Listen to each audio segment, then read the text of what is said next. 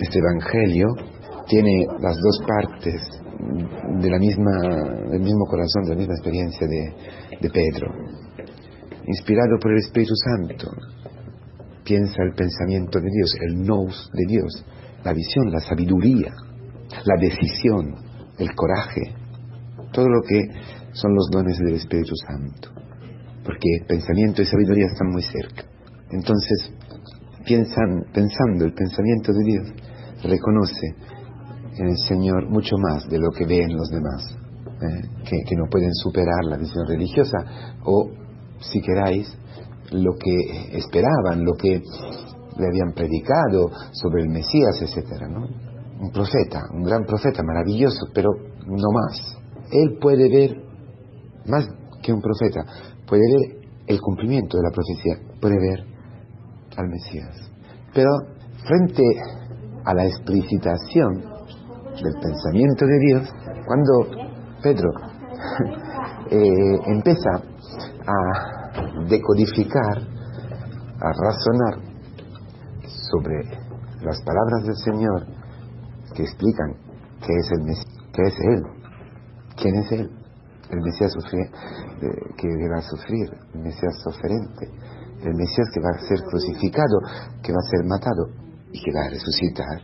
El peso del sufrimiento, el escándalo de un Mesías que no sea triunfante, que no sea el Mesías que más o menos los hombres esperan, Mesías político, Mesías ideológico, Mesías ecológico, el que resuelva los problemas. Cuando este anuncio del Señor llega a la mente de Pedro, encuentra una parte de esta mente bien atada a la carne, la parte que pertenece a Pedro todavía, la parte de Pedro que todavía pertenece a esta tierra, el pensamiento mundano, el pensamiento que frente a la cruz ve un escándalo o una necedad. Pedro tiene que pasar por esta purificación, tiene que pasar por esta dolorosa purificación que llegará hasta la apostasía, el pecado más grande para la iglesia primitiva. El primer papa, el fundamento de la iglesia, la roca de la iglesia, es un apóstata, porque la fe que viene del cielo, que baja del cielo como un don, para que sean parte de nosotros, para ser acogida, necesita de un instrumento que se llaman lágrimas, que son las lágrimas del pentimiento, las lágrimas de la compunción, de la humillación, la contrición, de la aceptación de que esta fe que procede de un pensamiento divino, el pensamiento de Dios, es decir, un amor infinito al pecador, un amor impresionante a todos los hombres, no puede ser acogida del pensamiento mundano, pensamiento carnal. El pensamiento mundano no tiene los instrumentos para acoger algo que es como una bomba que destruye completamente todo, arrastra una bomba atómica que arrastra todos los criterios, la fe ilumina la razón, no al revés. Y aquí Pedro ha querido iluminar la fe que le venía del cielo con la razón. El resultado es cortar con la fe. Y es lo que nos ocurre a menudo, hermanos, ¿verdad? El pensamiento humano, mundano, con el cual intentamos explicitar la fe. De aquí muchas heresías modernas, antiguas, y de nuestras mismas heresías. Porque no puede ser, hermanos queridos, que una razón esclava del engaño del demonio, como es la razón mundana, carnal, abarcar la profundidad de Dios. Todo eso es un don del cielo. Todo eso se puede solamente acoger. Y se puede acoger dentro de un amor. Si la fe, si el contenido de la fe, si el objeto de la fe es Cristo, que te ama. Por eso, lo que el demonio ha logrado con Pedro ha sido hacerle ver que aquella forma de ser Mesías de Jesús no entraba nada con el amor. No pasaba por allí la forma con que Dios, a través de su Mesías, hubiera podido salvarle a él y al pueblo. Ese es el punto. ¿Y cómo ha podido el demonio lograr eso? Ocultándole la segunda parte. Porque en Mateo podemos escuchar hasta las palabras, ¿no?, de Pedro, en el paralelo de Mateo. Esto no te ocurrirá nunca. Es decir, no pasarás nunca de la muerte a la vida. Esto está diciendo Pedro. Por eso le dice Jesús, Satanás. No es porque él no quiere, como un amigo, ¿no?, que Cristo sufra. No es solamente eso. Eso no es Satanás. O sea, cualquier madre no le gusta que el hijo sufra. Cualquier amigo no quiere que su amigo de corazón, como era Cristo para Pedro, sufriera. Esto nadie quiere eso. Y dice, no, por favor, que no te ocurra nunca. Claro. Por eso, cuando un hijo se pone en una situación difícil, o un hermano, tú le dices, qué tontería. No es esto el punto. El escándalo que provoca Pedro a Cristo es en la trampa que el demonio quiere poner a Cristo para que no nos quiera, para que su amor no llegue a nosotros, para que amor no se cumpla. Por eso le oculta el hecho que Cristo resucita, y después de 3 días resucito. Es decir, yo muero para ti, para destruir tus pecados, para entrar en tu muerte y resucitar y salvarte. Esto es amor. El demonio convence a Pedro que es la injusticia, que al fundamento de todo está una injusticia, que es injusto sufrir. Ocultando la resurrección, enfocando en la mente de Pedro, que es el pensamiento mundano, terrenal, que todo se acaba con la muerte, que todo se acaba con el sufrimiento, que el sufrimiento es el absoluto en nuestra vida, y no es verdad, porque el absoluto en nuestra vida es la resurrección, es la vida eterna. El único absoluto, el único fundamento sobre el que se funda la Iglesia es la resurrección, que la cruz, el sufrimiento, es el paso a la resurrección, a la vida eterna, porque allí, en la cruz, Cristo ha cogido sobre sí nuestros pecados, nos ha amado hasta el fin. El demonio hace de eso una mentira, oculta. Eso a mí me llama muchísima atención. Como el demonio, la obra del demonio es ocultar el hecho que Cristo haya resucitado. ¿Y cómo puede? Con Pedro puede, porque Pedro todavía tenía que hacer una experiencia, que bajar mucho hasta el fondo de sus pecados, para comprender que aquella primera parte que tanto le escandalizaba se refería a él, a lo que él, Cristo, tenía que sufrir para él.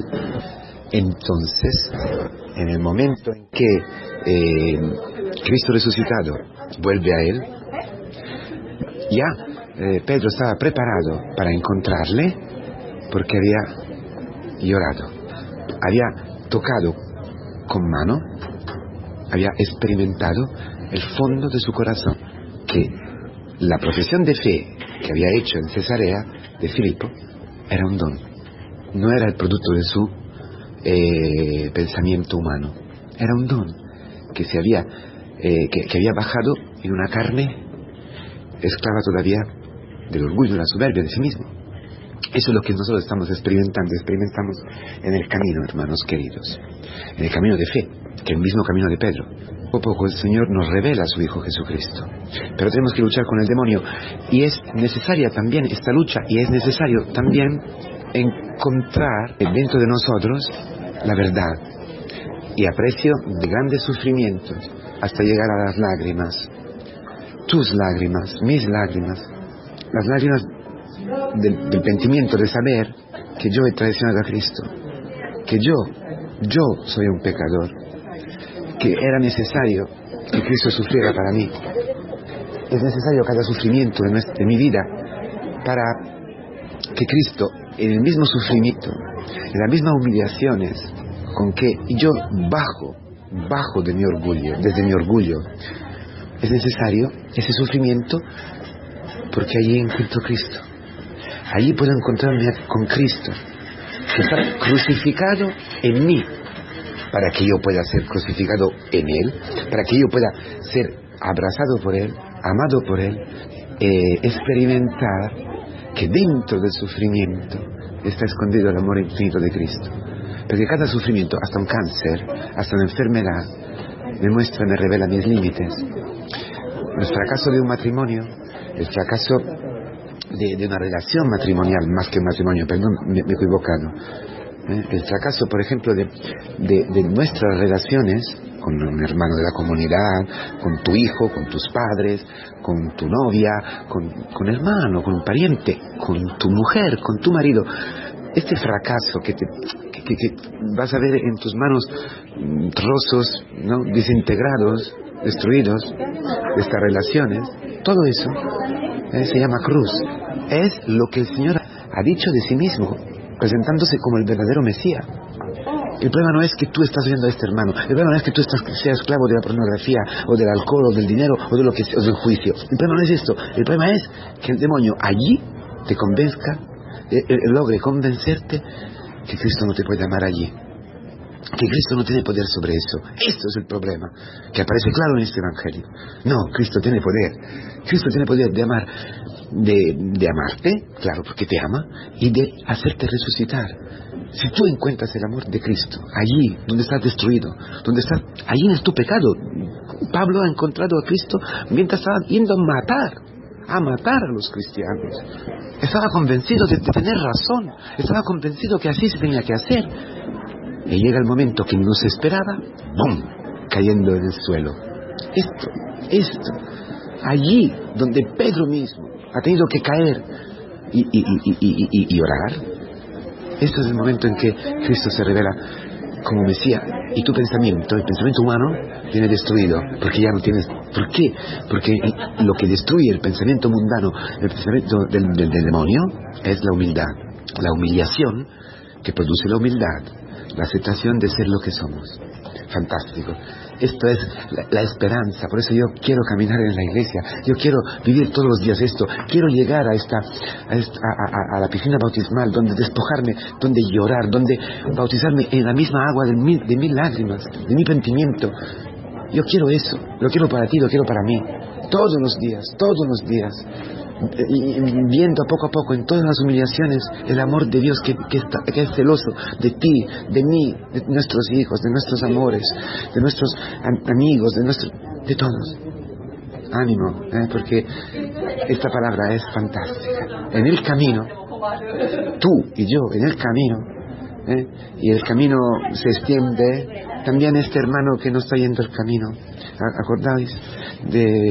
Acordaos de Emaús, acordaos de los discípulos de Emaús que estaban huyendo de Jerusalén, si quieres, de la comunidad, escandalizados por la cruz, y no lograban, como Pedro, entender dicen, la resurrección. Algunos nos han dejado sin palabras, diciéndonos que Cristo había resucitado, pero nosotros no lo hemos visto.